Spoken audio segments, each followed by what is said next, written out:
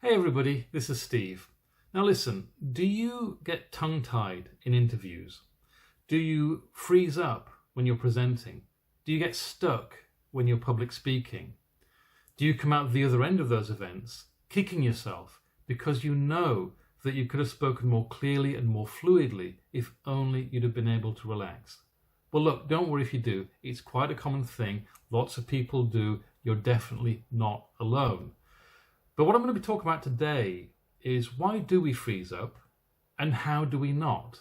So if that's of interest to you, if you'd like to be someone who speaks fluidly in those situations, then first of all, give me a like, click the like button to let me know, and watch the video through to the end. Stay with me to the end, make sure you pick up everything, and don't forget to subscribe and click the notifications bell if this is the kind of content that interests you. Now, these are ideas which I've used as a professional coach for many years, working with other professional people on speaking with clarity. And they're the same ideas that help me speak on these videos, so I know that it works because I do this every single week. But why do we freeze up in the first place? Well, it's got a lot to do with the fact that we care about the outcome. We want things to go well. So we tend to go up to a higher state of alert, and we tend to have a lot of mental simulation going on up here around things like, what if it goes well? What if it doesn't go well? What if I screw up? What if people don't like what I have to say? What if I freeze up? And the thing is, when we have that kind of mental simulations going on, we tend to get a kinesthetic response to that. We tend to tighten up slightly in the body. And as we tighten up in the body, we tighten up in the head. And it's like the fluidity of our thinking gets constrained. And that makes the key to this, to untighten. Now, step one is simply to breathe slower and deeper, because as we tighten up, our breath tends to get shorter and shallower. It's like the area of the body that we're breathing into is rising up like this.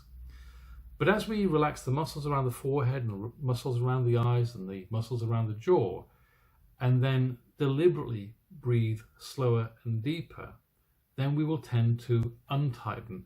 But be careful not to make this forceful and noisy breathing. Keep it gentle, keep it relaxed, but just imagine that the part of the body that you're breathing into is getting lower and lower and lower until it's in the center of the body. Now, step two, which goes along with that and supports that, is to get out of your head. Because when we're under stress, when we're under pressure, and you might recognize this experience, it's like we move up into our head and we concentrate all up here. Whereas when we're in a state of relaxation, it's like we fill our whole body equally and gently. Now, I can only speak to this metaphorically. I can't speak to it in terms of precise physiological language. But as you relax around here and move the breathing down, the idea is to come out of your head and fill your whole body again, but with the center of your whole body awareness being in the center of your own body. Now, if it helps, take two fingers, put it on the center of your body, around about the navel. I know this is out of shot for you, but just put your fingers in the center of your body. And as well as relaxing around here and breathing down into that point, just imagine that your awareness is filling your whole body, but centered on that spot. And what you'll find is that this will give you a greater sense of relaxation, a greater sense of peace, and it will feel like you have more headspace and more flow up here. You'll feel less constrained up here. And then step three is to practice speaking whilst holding this mind-body state. So relax around here, lower the breathing, let your awareness fill your whole body, centered in the center of your body, and whilst you hold that, start speaking. Start speaking what? Doesn't matter. Tell the world what you think about pizza. Tell the world about your favorite book. Tell the world the anatomy of an onion. Doesn't really matter.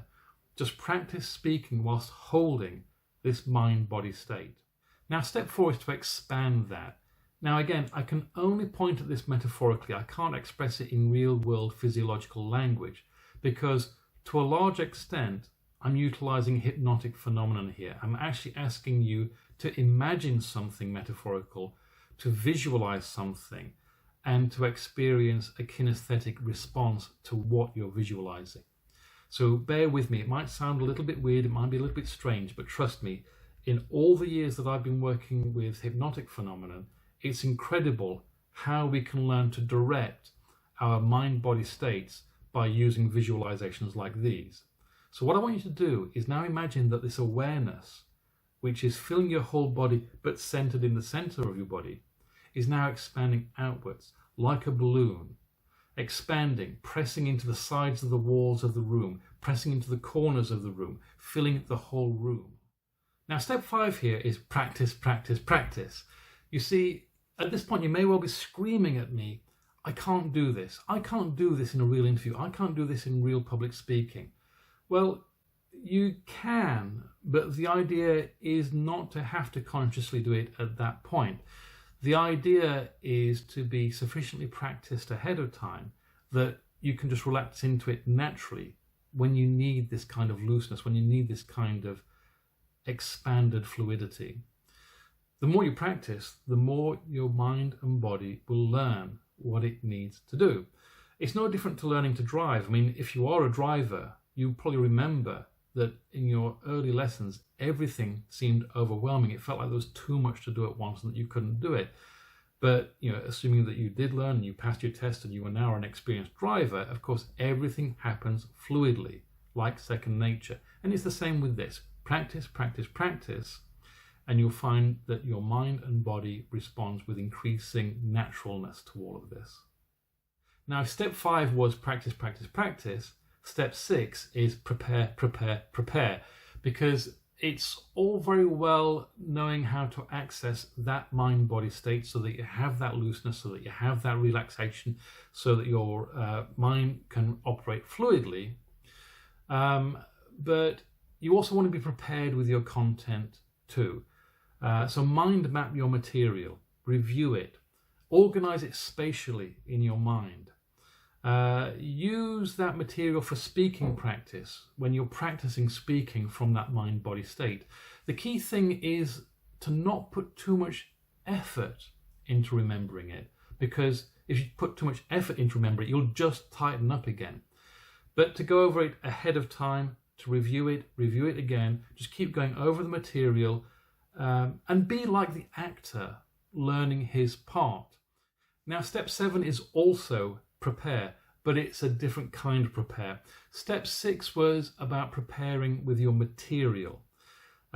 This prepare step is about mentally rehearsing the process of the interview or the presentation or the public speaking event that you're preparing for. To mentally rehearse being in your relaxed state, going into it and holding your relaxed state, mentally rehearsing speaking with confidence and ease, mentally rehearsing dealing with questions. It's not that the interview or the presentation or the public speaking event will follow a script that you can prepare ahead of time. It's just that the more mental rehearsal you do ahead of time, the more mental rehearsal you do of going into it, of being in that state, of being fluid, of dealing with questions, shaking hands with people, introducing yourself, all these things that are going to happen, then the more your brain is going to have a map that it can be guided by. It's true of most things, actually. If you mentally rehearse them ahead of time, then they're more likely to flow well when it actually comes time to do them. Now, step 8 is to actually prepare for if you lose your center, because what you don't want to happen is, having done all this preparation, that if you do start to tense up, that you then panic and don't know what to do and then lose it. So mentally rehearse that one as well. Mentally rehearse what will happen if you feel yourself tightening up. And that is to let go, put your breathing, your attention back here, give yourself a pause, give yourself a moment, maybe count to 5 or something. And if you need to say out loud to somebody, hang on, I've lost my train, give me a moment, then do it. You'll be surprised how willing people are to accommodate that. Now, if relaxed and confident speaking is something that you would like to work more on, I would definitely love to hear from you. And you'll find a way to contact me in the pinned comment below this video. But for now, please do like the video if you liked it. Leave a comment if it resonated with you, or if you have a question, I'll reply to as many comments as I can.